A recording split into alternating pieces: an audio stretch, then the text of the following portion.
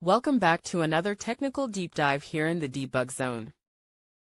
Today, we're tackling a big question and breaking it down with insights from other users. Hopefully, this clears up some misconceptions and helps you get the answer you need. So buckle up, stay a little curious, and let's jump right in.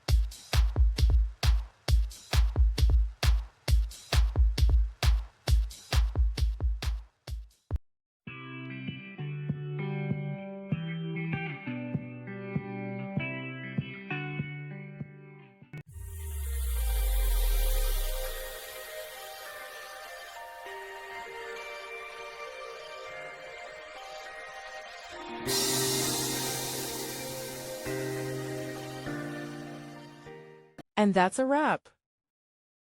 I hope you found the answer you were looking for. If you did, take a second to hit that subscribe button. It really helps out. And let me know in the comments which solution worked best for you. See you next time in the debug zone.